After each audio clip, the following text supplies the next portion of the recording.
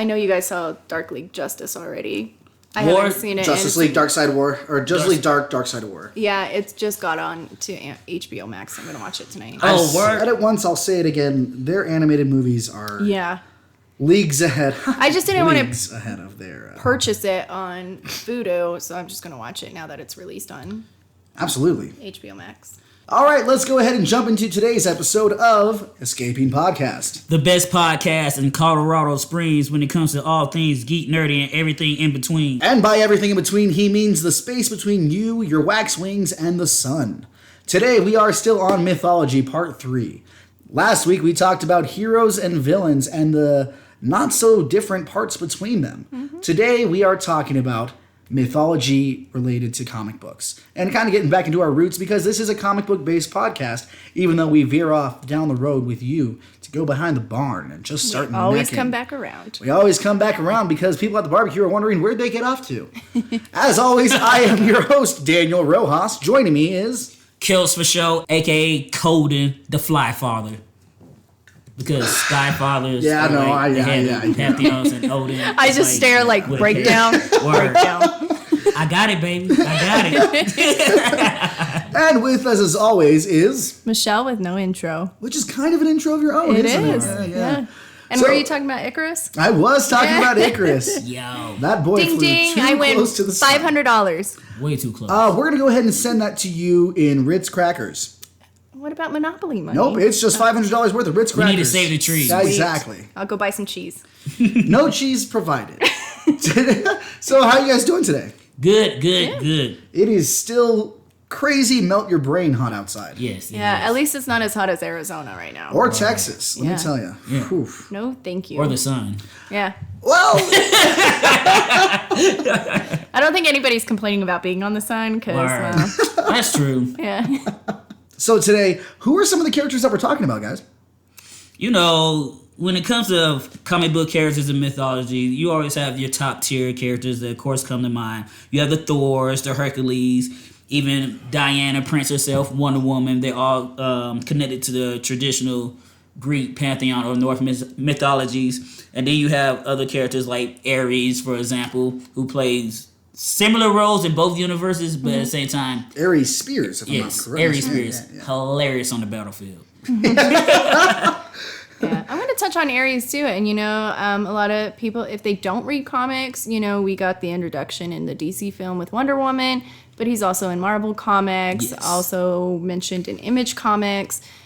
He's just one of those great characters that's kind of multifunctional, I guess. Exactly. And then I'll talk about Lilith. A lot of people know that from their Sumerian text and Jewish folklore and Christianity. So I'll touch base on how Lilith plays a role in Marvel and kind of also what I want to read if I haven't read it. Yeah. Yeah, no, absolutely. And of course, with the comics, there's different places you can go. I thought about getting into a little bit more Slavic stuff this week, but I figured I'd give it a rest because outside of Hellboy, you don't see too many Slavic characters really exposed. But Hellboy was amazing. Hellboy is... Minus the new film. The new film, it's watchable. It's watchable. It just didn't know what it was doing. I still like it better than Venom. I love That's Ron a low Perlman. bar. I know. I didn't say it was a high bar. I'm just saying, personally. Yeah. Well, I'll be talking a little bit about Ares as well because... wow, what a character. And his son Phobos, who was part of Nick Fury's Secret Avengers at one point. Yeah, his son with no mom? Oh, well, okay. Here in modern day America, that's more common than you might imagine there, Michelle. Yeah. I'm also going to be talking about Hermes, but in relation to the New 52 Wonder Woman story. Not Futurama. Not Futurama. Some Jamaican accents. Sweet lightning bolt of Zeus. No, but it always rhymes. I know. Sweet juice of the lightning bolt of Zeus. I'll come back to there's it. another one. Like... Sweet hurricane on the sugar gang. Sweet fleece of Greece. Yes. Something along those lines. I should start saying that. Yeah. So, with these... Sweet golden fleece. Of Greece. Of ancient Greece. Sweet golden fleece of ancient Greece. There you go. We did it. We did it. But I can't voice him. Now you can write the show. Yes, Yeah. I can. Yes. So, in your guys' opinion, what's the importance of having these mythological characters in comic books? Because, there are already established heroes, villains, without the need of ancient gods and goddesses.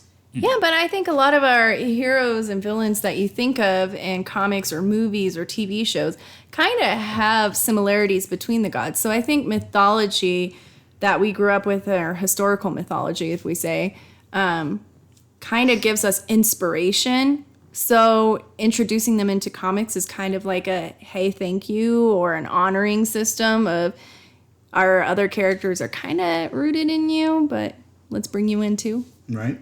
Yeah, because I think of it like just bringing in the myths that you grew up with, the legends that you grew up as a kid, into the world of your own created mythologies. So, like, for example, with Marvel, when you have like characters like Thor that's actually a god and people not believing in him or think he's real, but then you have mutants and you have Spider-Man and Fantastic Four and people don't think they're real, then it's like, yo, same way you didn't think this god is real, now here I am with these powers. Wow. I'm on the same level as a god. I'm also to some people, a figment of their imagination. Like, no, I'm actually here doing these fantastic things. So I think that's always interesting too, because you could play up that angle. It's like, oh, if I'm in a comic book, I don't believe in these weird things, but like, no, there's literally gods here. How can you say what's aliens. real or not? Exactly. So that's fascinating to see, and it also goes into like the whole belief system that we have in the real world. Like, we told these stories and we're like, nah, they're not real, whatever. But if we actually did see one, it's like, oh shit. So if that's possible, what else is possible in the world? So that's how I look at it. That's a good perspective, actually. I guess one of the issues I have with it is you already have a world of heroes. It kind of seems narcissistic. And I know last week we talked about the narcissism of the gods. But if you've already got these characters established, these heroes who are saving people, who are doing that, what need is there of the gods to send their own to interfere with this? I think the heroes that we create have more weakness than the gods. I don't know, because for some of them it's just a woman bathing in a stream. That's true. That's true. That's called male weakness. And some of our mutants, or, they are kind of not immortal, but they are kind of invincible if you think about it. Sure. Why do gods play a role, or villains? That's hard to say, but I think there's that.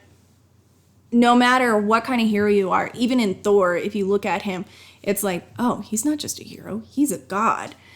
It's the reaction towards it. I guess so. And you've got characters like in Marvel, like Tony Stark or Captain America, who are like, no, it's just science. Yeah. It's just science that we haven't gotten to yet. Or you've got Cap, who's like, there's only one god. Yeah. And how many people have naysayed Iron Man because they're like, he thinks he's a god. Well, of course he does. Yeah. And I think that's one of the things that it contradicts his own ego. Exactly. And his point of view of his role in the world. Because if there's something greater than him that isn't as smart as him in his own opinion, then where does that put him? Is he just the smartest ant in the colony? Yeah. Yes, exactly. That's where you get like the god complex from. But then you have characters like Doom's like, exactly. There's nobody, but there's nothing beyond Doom. So what that you're a god? I'm Doom. I will figure you out, and it will take your power, and it will show you how stupid you were because you didn't utilize it into its greatest capabilities. But Doom will, because Doom always prevails. And that's one thing, too, which I always enjoy seeing Doom rise to that ultimate level and seeing him fall from that grace, because he's done it before. He'll do it again. But just to see his mind and how he gets there and what he does with it. Right. It's always more or less for his own purpose, but his sole purpose is to be what's best for humanity. Sure. Well, through his own vision. Let's go across the pond for a second, because then you've got Wonder Woman, Diana Themyscira, and she knows about the gods. She interacts with the gods. Yeah. But in that same world, you've got Batman, and those who have the same idea as him, that Superman is the equivalent of a god. Yeah. And therefore needs to be kept tabs on. Needs to have a way to shut him down if he gets too big. In the DC world, how is that? How are the interactions there? How's the relationship there between mythological characters, pantheons of gods, and the mortals beneath them? I absolutely love Batman, but I think he's a self-pitying person too. Oh yeah. Well, for me, just think about what I know from their correlations. I would say is starkly different than Marvel's, because like with Marvel's, they're there. They're on Avengers. They're on a team. They doing their thing. But with DC, you don't see them like that. That's why I didn't really think before I started reading more of the comic books and watching movies that they really played a presence like that, because the most gods we get in a book relate to Wonder Woman coming from divinity herself and Shazam having the power of ancient gods, but they don't interact on the level like they won't come down kicking with you. They're not going to sit here and see you. You won't see Zeus and them. You won't see Poseidon because they're more, I guess, in a traditional sense, like those old gods. They just stay back behind the veil. And like humans doing things. You'll hear mentions in stories about their side battles, like with Ares and Hercules and Zeus, but it's not like directly. Yeah, they send down their avatars and the people to do their work from like the Amazons. Then you have the Atlanteans, and even with Diana directly herself and Arthur, because that's where you get the correlation between the two groups, because they both come from that Greek pantheon. Yeah. So it's always interesting to see those sides intersect. I think it's interesting too because whether it's Stark or Batman, to them, they have this brain that is just so phenomenal. They're very smart, can create things. And you kind of wonder, do they look at these gods like, okay, you're a god. It was a birthright.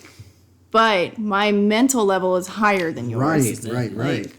I don't have to change myself into a goose or to go have sex with this woman. Yeah. Like, I am smarter than all of you. Yeah, I physically made myself this, or I made this with my hands. You just had those abilities thrust upon you. Kind of like similarly how some humans can view like mutants and Marvel them, because like, you didn't even work for these powers. You're just born with them, so you think you're better, you think you're a god. Like, no, you put that god complex on other people. Exactly. I'm just trying to live in the world. It's your insecurities. Exactly. It's your tiny dick, big truck mentality that is really pushing this on me, and I'm sorry that I can melt things with my eyes. Yeah. And what's a god to a non-believer? Depending on the way you structure the story, nothing. Because if I don't believe in you, you literally don't exist. So, and I love seeing that contrast with the different titles, different brands, because in Marvel, you've got gods who are on superhero teams or are on supervillain teams. In DC, they're kind of known but not really shown. And then in Image Comics and most other independent comics,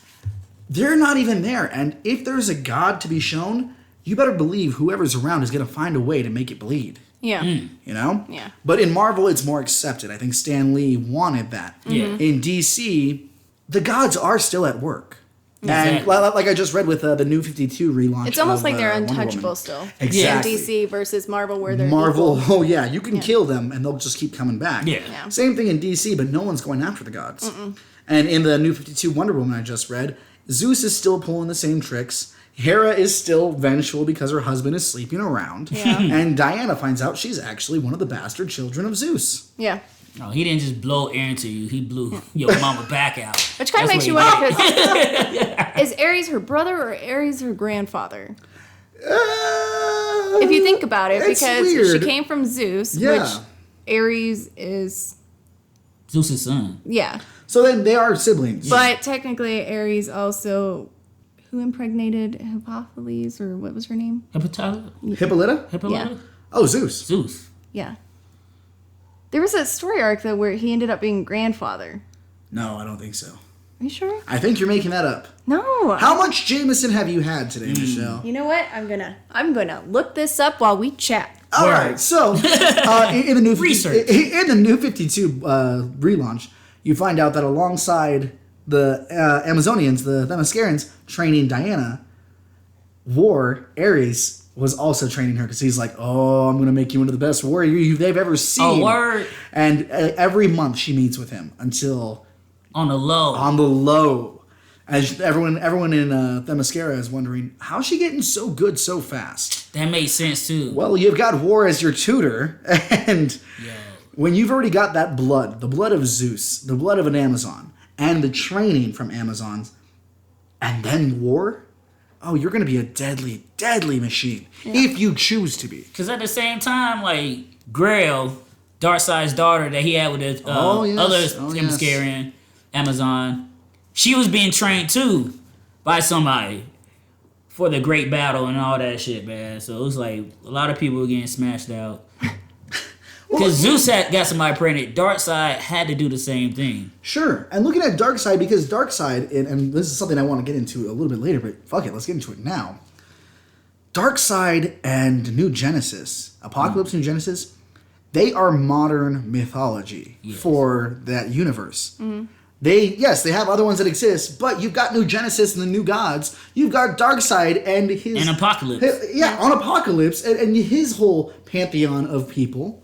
You don't necessarily need mythology there when it's building its own organically. Exactly. Yeah.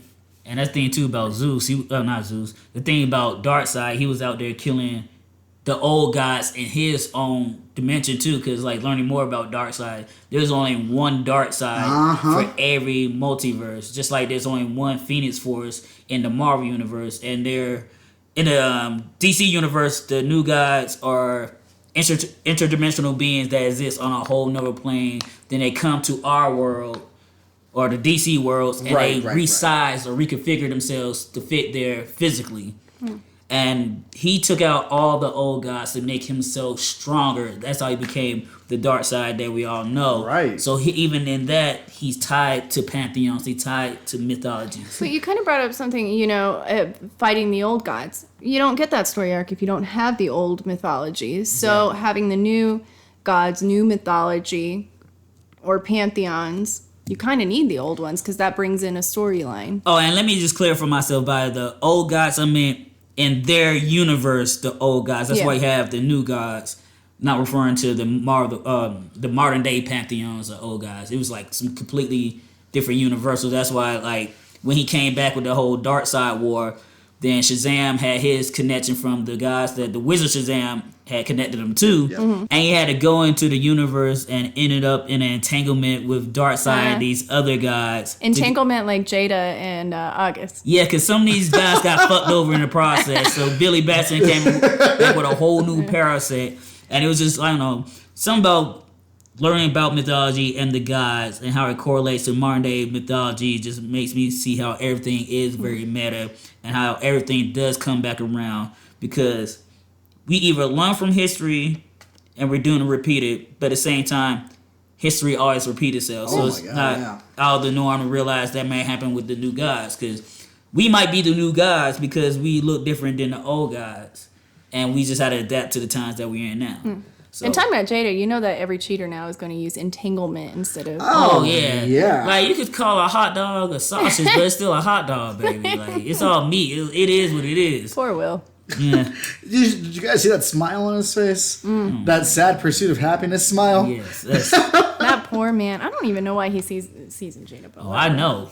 We know what he sees in it. Yep. And August do too. I don't. August thought he was finding love, but much like finding love with one of the gods or goddesses of mythology, you're just a plaything, my man. Yes. Really. And when you're done, that you will be tossed to the side, and then you'll hear the talk about you later on. No, Zeus came to visit me. You'll see the wounds when you land off of Olympus.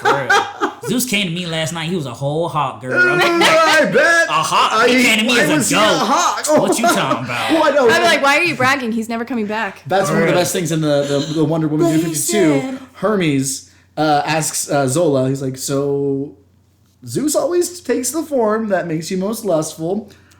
Can I ask what that was? And she's like, it was probably a trucker guy, or maybe he was the drummer in this band, and someone in the last few weeks. And he's like, oh, okay, so he didn't have to do much, huh? No, he didn't.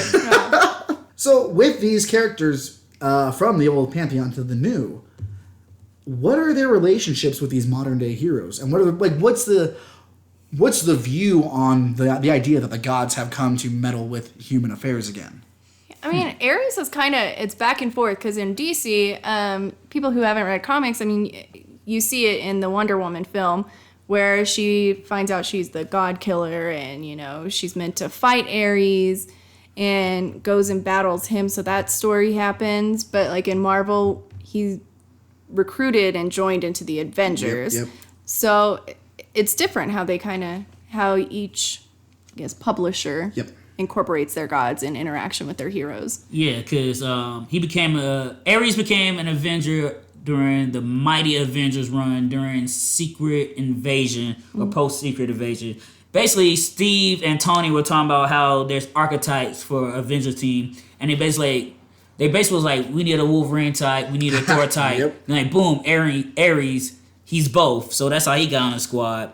But and Ares did a good job. Exactly. He really did until the secret and after Secret Invasion. Siege. Yes. When he got ripped in half by the fucking Sentry. Because he helped with the Skrull invasion. Well, and it was one of those things where Ares had to jump in because he knew someone had to stand as protector between whatever evil Norman Osborn had planned and the people that would be hurt. And this was after the loss of his son Phobos, if I'm not mistaken. Because it's hard to be a god. Phobos. If I ever have a kid, they're going to be named Phobos. Because it's hard to be a god and protect their people if there are no people.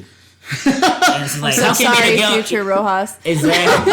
How can you be the god of war if there's no people to war? No. Exactly. And that's another thing where in the New 52 Wonder Woman, Apollo goes to see, I believe it's Apollo, he goes to see Ares, and Ares is in war-torn Middle East. And he's just drinking while people are shooting each other up. And he's like, hey, so our father's gone. Pour a shot, here you go. I'd like to take the throne. Yeah. You got any problems with that? And Ares goes, no. Do what you got to do now because look around you. Our future isn't in our hands. It's in the mortals. And the kingdom will always belong to war. And takes the shot. And you're like, oh no. Hell yeah. Why? So that's one of the things with these comics. Like I said, in DC, the gods are known and just kind of accepted.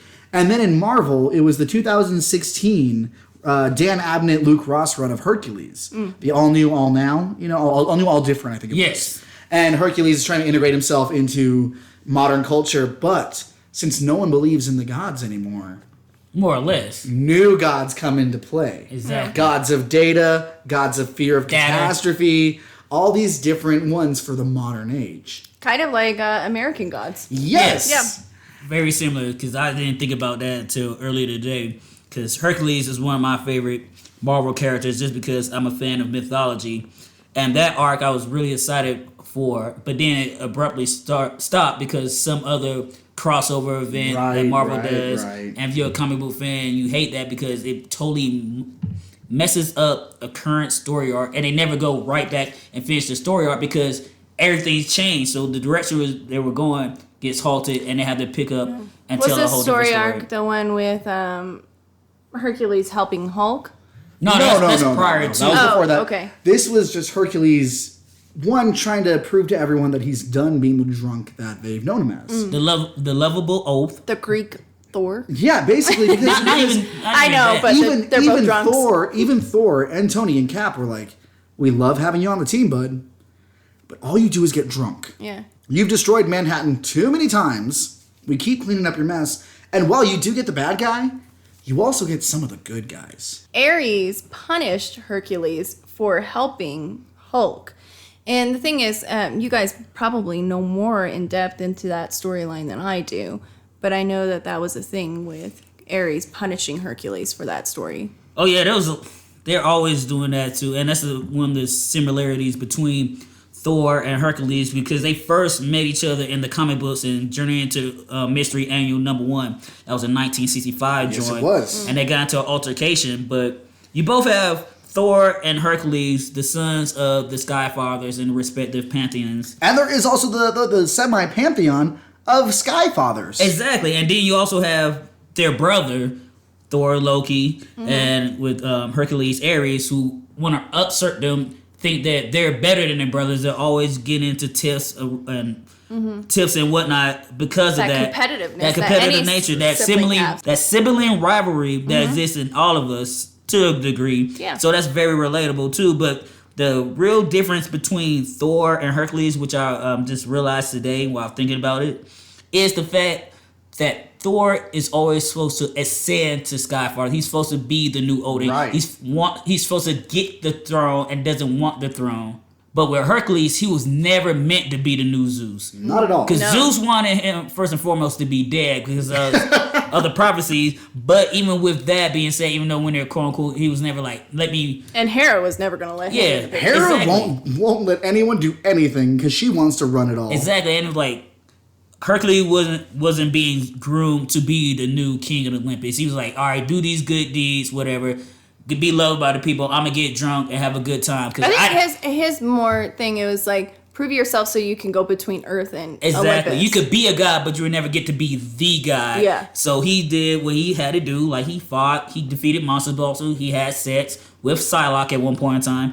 He got drunk a lot. So you fast forward to his modern day interpretation where he wakes up as a drunk because he has a memory taken. So he always had to be like. So would you call sex with Psylocke a mindfuck?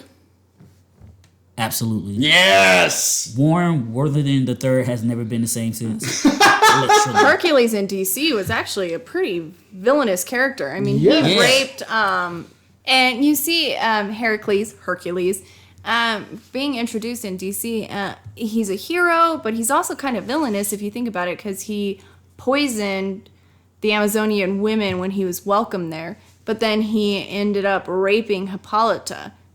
Not that he is Wonder Woman's mom or dad or anything, but that was in the story arc, so it's kind of brutal for DC. Well, and also going with that, the fact that it is this island where they don't want the musk. They don't want the what do they say? They call it the not entanglement, but the stench. The fallacy, the fallacy beneath the thighs or something like that. Oh. And they're like, let's cut it off and let it wither and die on its own. Mm-hmm. Like a worm. But the fact that you let Ares in. Yeah. And then he poisons the people and rapes your queen? Yeah. By any standards, that's... No. Yeah, Hercules. Hercules. Yeah, my bad. Yeah. But yeah, that's not a good PR move. And you helped them out, and now you fuck them over? Exactly. What is this guy? A modern-day politician? Word.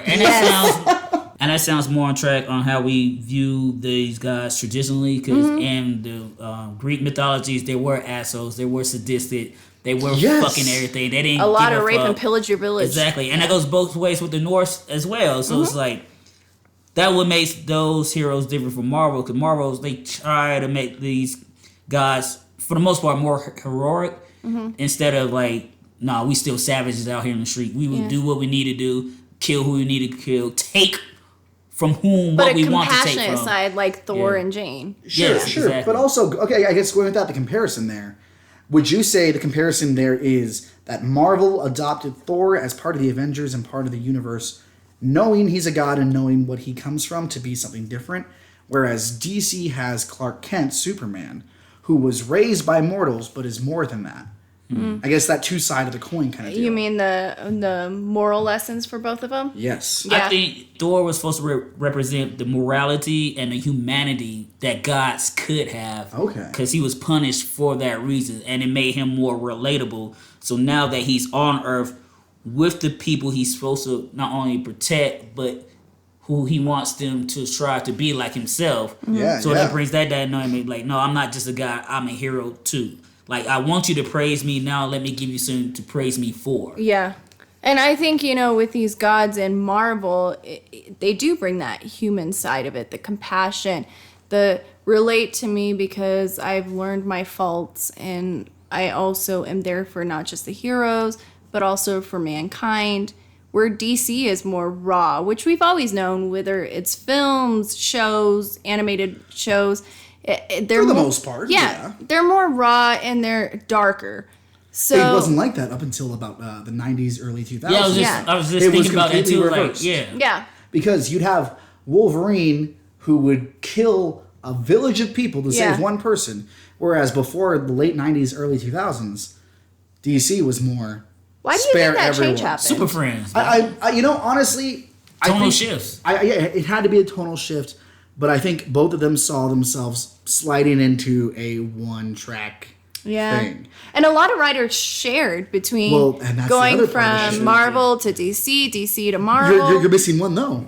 Writers and artists jumped ship from DC and Marvel and went on to early Image Comics. Exactly. Yes. And it was the 90s, too, so everybody was extreme. So somebody had to be the counter to that. Well, and that's the thing. The people who wanted all just good on DC and the people who wanted all just gore and Marvel came together. Yeah. And Image Comics is born. Exactly. And you get this beautiful blend of independent storytelling.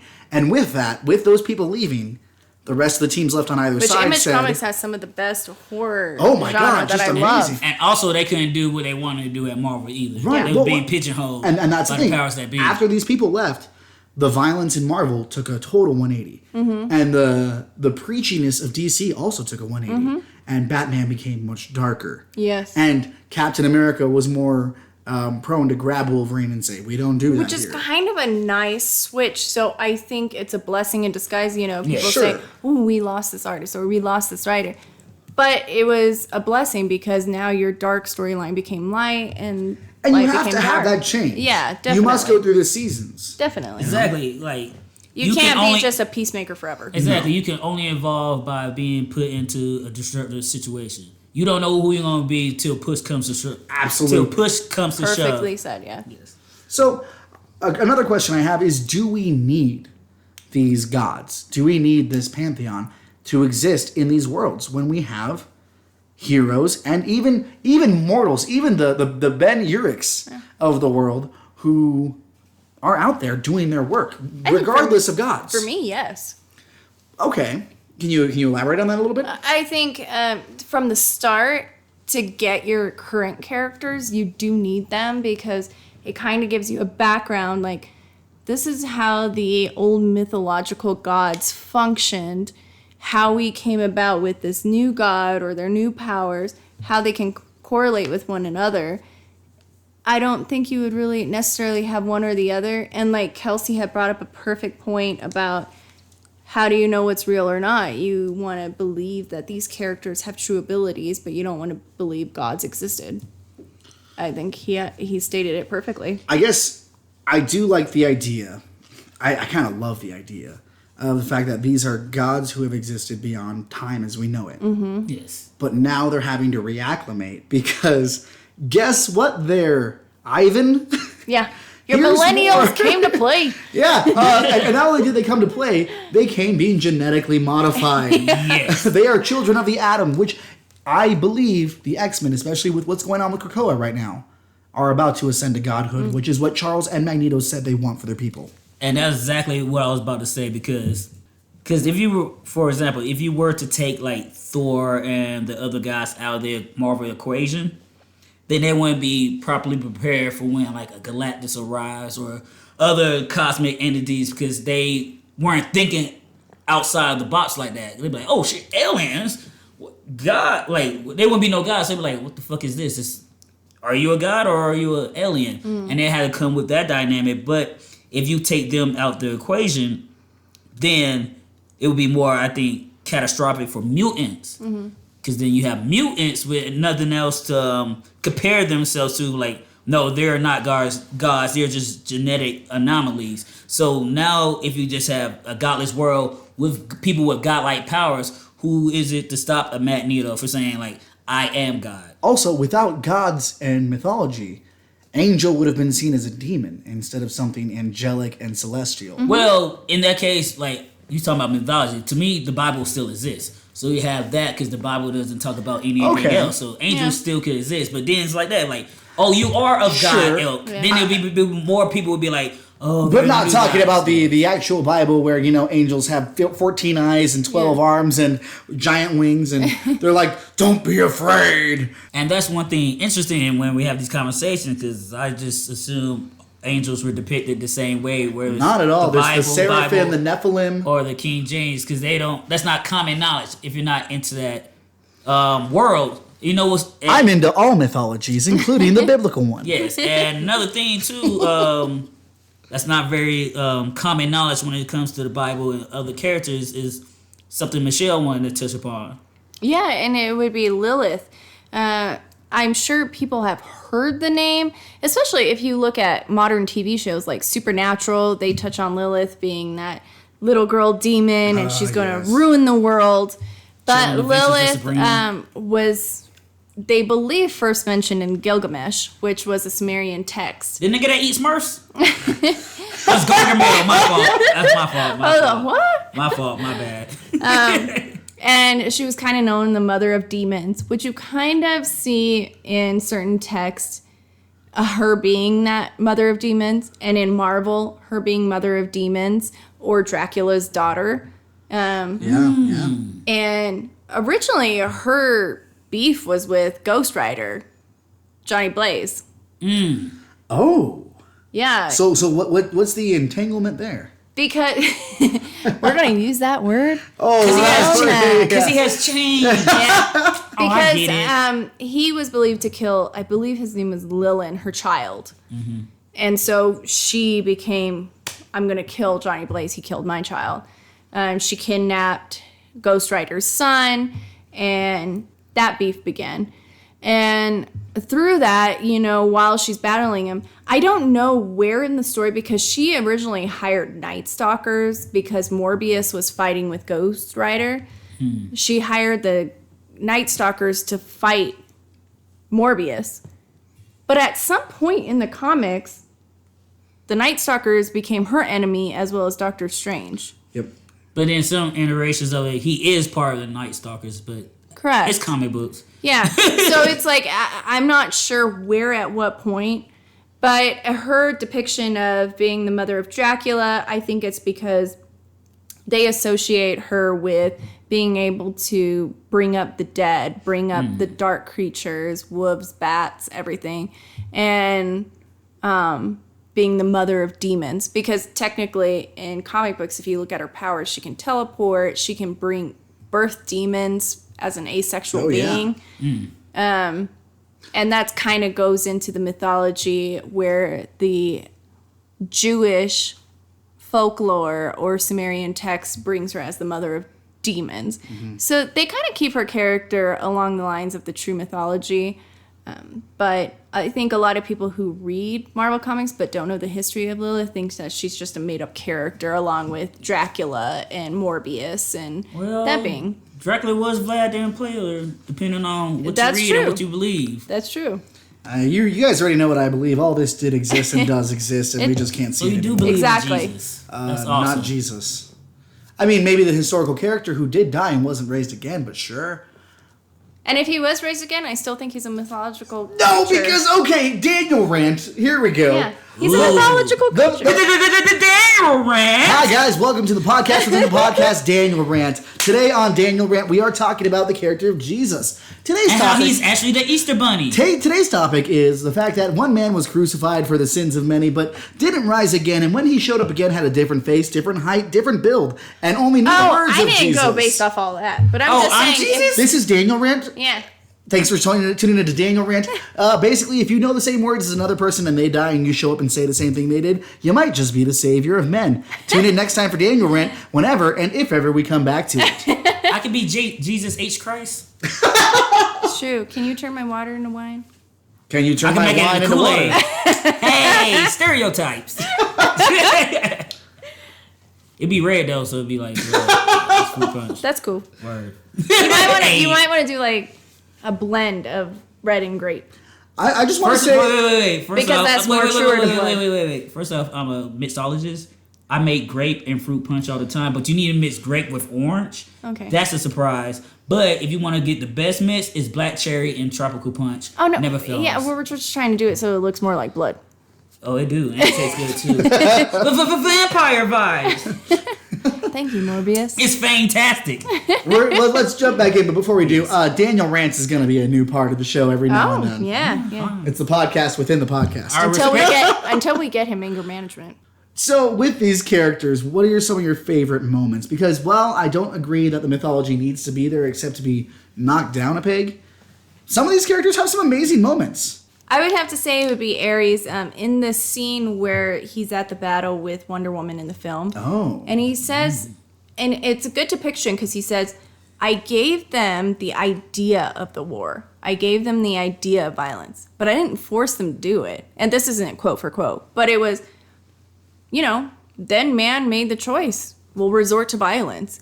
And I think that's kind of a great depiction of mythological gods is we'll give you the tools. How you use them is up to you. If you want to fuck shit up, that's up to you. Right. Yeah. I just listened to an episode of the No Sleep podcast. Check out the No Sleep podcast if you like adult goosebumps. But there's a crossroads demon that's met up with these kids and granting them wishes and stuff.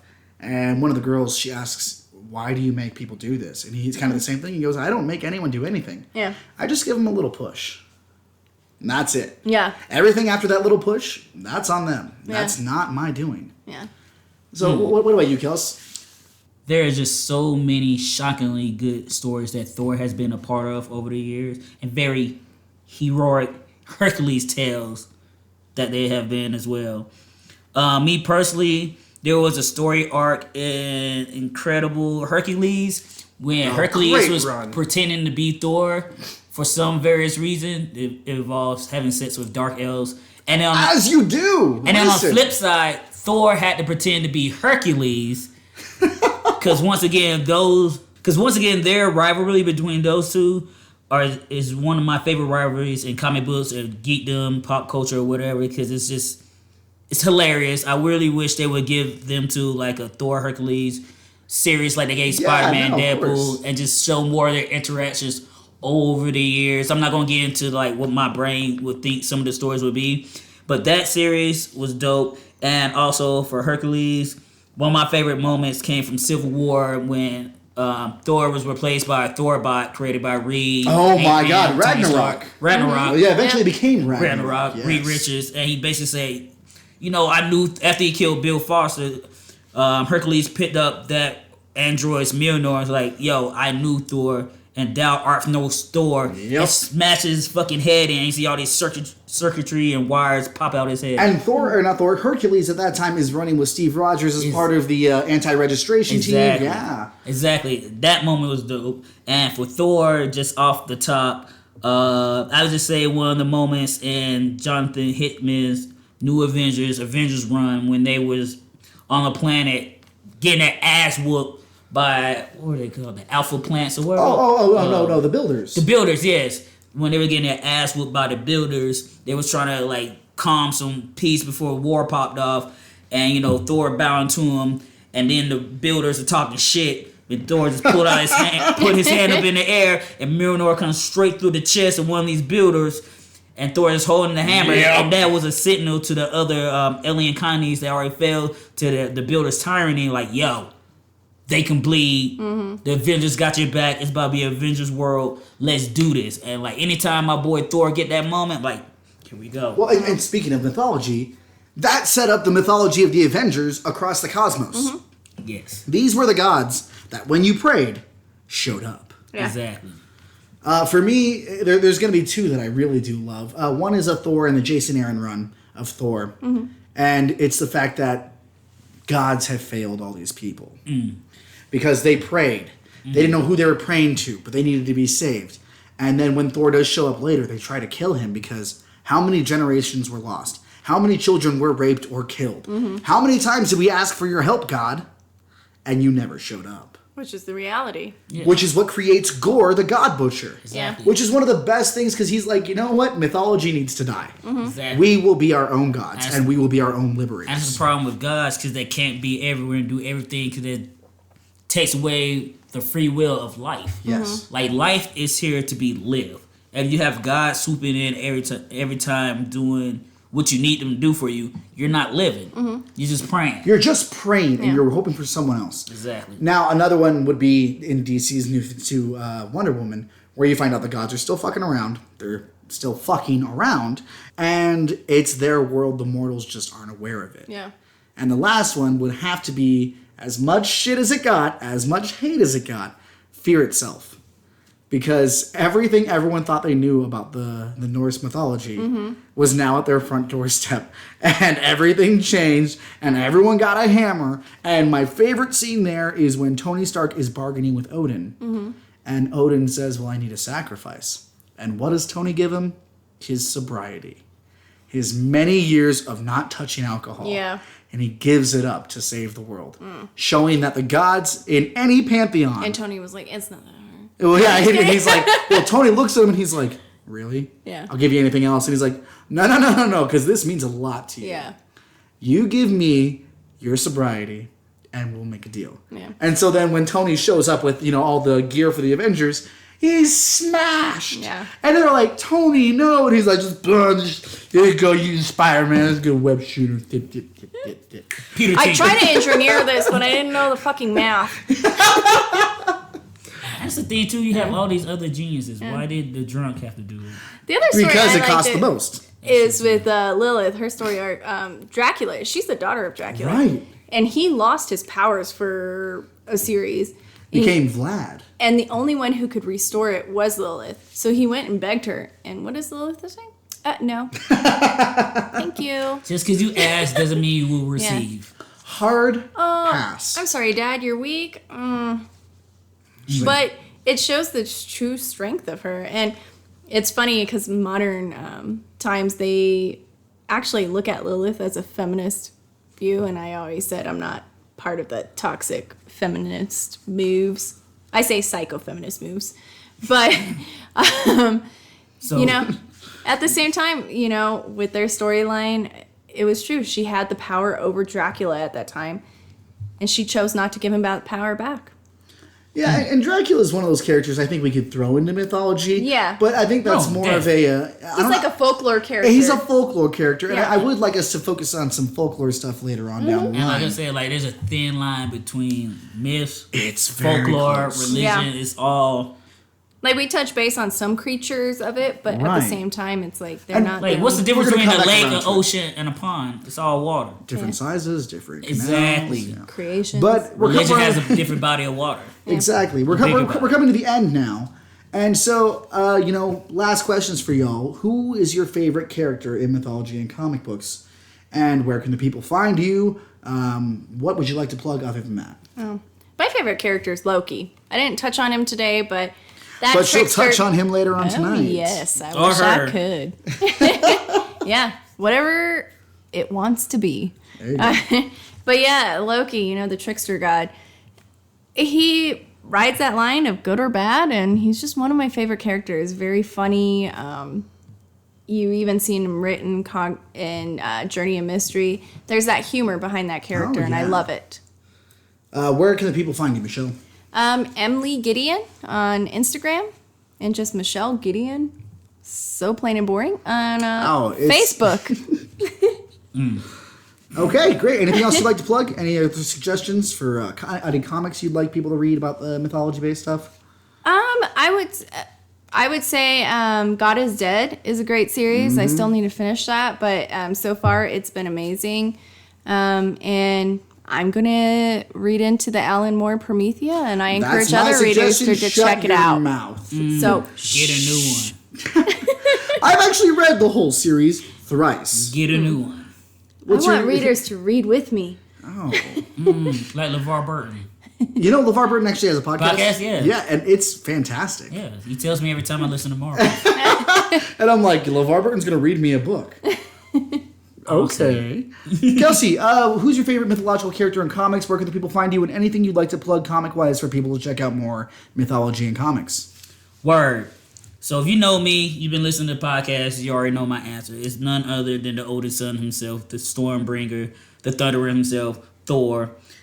And I've been a fan of his for like the last at least 10 years heavy since I started buying his comic book when he came back to life after Avengers disassembled. Oh, man. But I've always been interested in his mythology just because he's the god of thunder and the storm, and I love lightning, I love storms, electricity. That's like my geek shit. Like, I don't understand how that shit works in some instances, but I'm always fascinated by it. Like, I spent too many hours on YouTube figuring out how electric eel can produce electricity in the water and not shock itself to death. But anyways, so Thor regardless, hands down, straight up. Recommendations, I will also say you should check out Jason Aaron's God of Thunder story arc. If you don't, good. And I also would just recommend Jason Aaron's entire run of Thor. One of the best runs any character in comic book history. It's arguable. And I also would suggest Chaos War by Greg. Fantastic read. And it focuses on Hercules and his journey into uniting all the gods in the universe against Mikaboshi, the Japanese god of darkness and the void, which is basically Marvel's version of Ku, the shape-shifting. Kind of like Neverending Story. Yes. Yeah. And it's basically about Hercules trying to defeat him because back in the day, there was nothing and a nothingness was darkness, and that's where that character stems from. So he's trying to take the world back into that by reigning chaos, and since he's the god of that, he's the king of the chaos abyss. and it's dope. It see Hercules ascend to the ranks of the most godly of all gods in the universe, and also it brings up the fact, like, one moment there's the gathering of Skyfathers, and they're like, why is he here? Like, why isn't Thor here? Because Thor's the guy that handles these things. We're not taking shit from Hercules. Drunk old Hercules. Yeah, and then Hercules is like, fuck that, I'm here right now, boom, boom, boom. But then even when Hercules shows up in front of the heroes, they're like, oh shit, he's had too much to drink. Exactly. He's about to go on a rampage. And in that instance with the heroes and even with the Skyfathers, that's when Thor has to come in and get his brothers back and like go to bat for him, like, no, he's good. I'm following him in the battle. And it just further put more emphasis on the relationship between Thor and Hercules as brothers in arms and gods themselves. And that's what I love about that shit, man. Well, and Thor and Hercules is a great relationship, and I think you even see later on down the line Thor and Hyperion. Yeah. And that's one of those cool things where he does realize who his brothers in arms are, and that's never going to break. As for me, I've got a few. I'm going to pull a Kelsey here and say, 1, Phobos, god of fear. Ares' son in the Marvel series. He's part of the Secret Avengers, part of Nick Fury's initiative. And he's this kid who can just channel fear and make you see your worst nightmare. I loved that. Spiders! Inability to please someone. That's at Popeyes when there's no more chicken. Oh no! Nothing but biscuits and mashed potatoes? Oh, it's gonna be a problem. Oh, y'all seen the episode of Boondocks? I'll take dirty rice. In DC, it's gonna be Hermes. I've loved, especially the new 52 Hermes, because he's actually got the bird claws, like the talons, and the wings coming out of it, and it makes sense. And he's just the messenger. He's fucking amazing. And third, you'd have to call her a mythological character, Promethea, the indie Alan Moore book, which is also my recommendation. It talks about Kabbalah. Thief! It talks about... Oh, no. I've read it more than you. It talks about tarot. It talks about Kabbalah. It talks about the immateria. It talks about where we came from and where we're going. It is his manifesto, and it is my truth. Alan Moore may be a crazy person. But aren't we all? Aren't we all? Oh, a little bit. But not because the world didn't make him that way. He's a different kind of crazy. You can find me on Facebook, Daniel Rojas, Instagram, Blue Morpho, one word where the O's are zeros. And you can find our page in the Escaping Podcast, Instagram, Facebook under the same name. Tell us what you thought about this episode. Who's your favorite mythological character in comic books? Do they actually need to be there? Comment, rate, subscribe, suggest, supply, demand, and deploy. I don't know. Today, we are going to leave you with Interstellar Hopscotch, and that's track number 2 on Prefab Soul's new EP. Make sure you check that out, and if you or anyone else you know would like to have your music featured on our show, email us at escaping.podcast@gmail.com. I love being here naked in a room with the people I love doing this show for you. It's not, by the way. I am, and it's just dangling. Samesies. Yes. Oh, wait. You're not. You got Lilith and Loki right here, gods and goddesses of the It's great. Do you hear that? That's your dry ass. That's us rubbing up against each other for you. Excited to get this podcast out. I am excited to make lotioned up. Why is it so rough? That's me, and I'm sorry, but thank you for just lotioning up that rump. Anyway, guys, we'll see you next week. We love you, and remember, there can only be one chum bucket. And of course, if you want to be an escapee and follow me, you can follow me on Kels for Show on Snapchat, Instagram, Kelsey DeAndre Greer on Facebook. And as always, guys, stay uncanny, y'all.